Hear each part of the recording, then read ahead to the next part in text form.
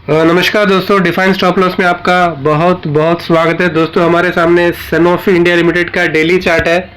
तो आप चार्ट में देख पा रहे हो स्टॉक कंटिन्यूसली अपने हायर लेवल से कंटिन्यूसली गिर रहा है।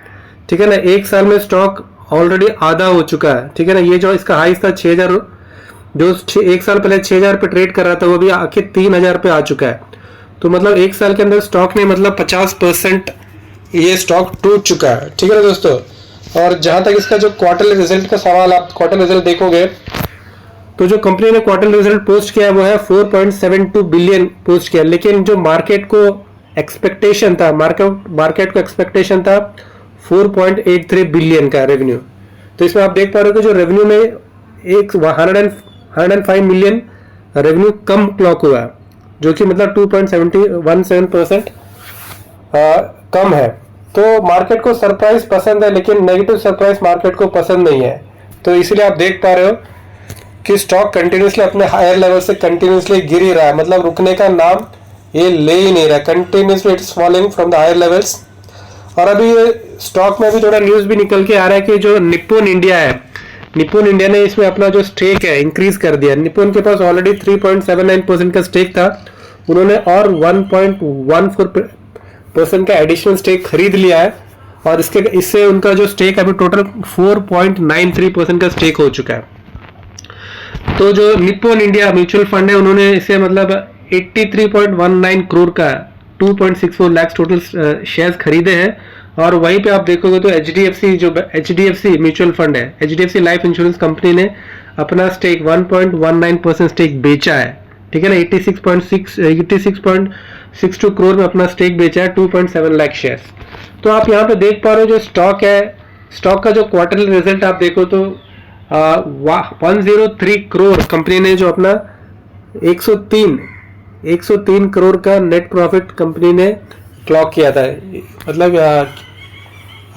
इन द मार्च 2026 क्वार्टर में।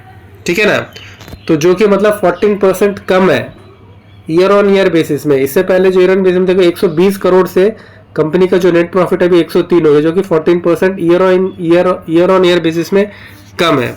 और वहीं पे मतलब क्वार्टर एंड क्वार्टर बेसिस में देखोगे तो नेट प्रॉफिट में उछाल है, क्योंकि क्वार्टर 62 करोड़ था जो पिछला क्वार्टर था दिसंबर 2025 में, अभी 62 करोड़ से 103 करोड़ मतलब नेट प्रॉफिट इंक्रीज हुआ है। अभी जो कंपनी की जो दिक्कत है कि मतलब जो स्टॉक है अपने मतलब न्यू 52 लोज बनाते जा रहा है। ठीक है ना, तो इसके जब स्टॉक न्यू 52 लोज बनाता है तो क्या होता है कि जो नए बायर्स आते नहीं खरीदने के लिए, और जो शॉर्ट सेलर से शॉर्ट सेलिंग ट्रिगर हो जाता है और नए बायर्स खरीदने के लिए नहीं आते, इसलिए स्टॉक में हमें एक रिकवरी देखने को नहीं मिलती है।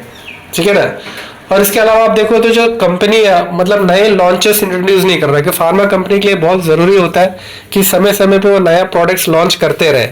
ठीक है ना, ताकि उनका जो रेवेन्यू विजिबिलिटी बना रहे।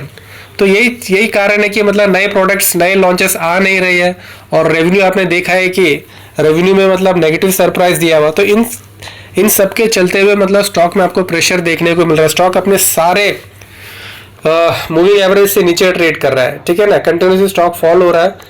मतलब ये दिक्कत सेक्टर का दिक्कत नहीं है, फार्मा सेक्टर तो बहुत अच्छा काम कर रहा है, लेकिन ये इंडिविजुअल स्टॉक का दिक्कत है, स्टॉक में परेशानी है, जिसके कारण स्टॉक बढ़ नहीं पा रहा है। ठीक है ना, क्योंकि जो मार्केट को क्या पसंद है कि मार्केट को वैसे स्टॉक्स पसंद है जिनमें मतलब ग्रोथ दिखाई दे, और कहीं ना कहीं हमें सन ऑफ इंडिया में ग्रोथ मिसिंग दिखा। इसके चलते हुए आप देख पा रहे वैल्यूएशन जो 6000 का जो कहीं एक साल पहले जो ट्रेड करता था वो आज 3000 पे आ चुका है। ठीक है ना दोस्तों, और फिलहाल अभी आप इसका जो रीसेंट देखोगे तो इसके लिए 3000 अभी रीसेंट स्विंग लो आप देखोगे।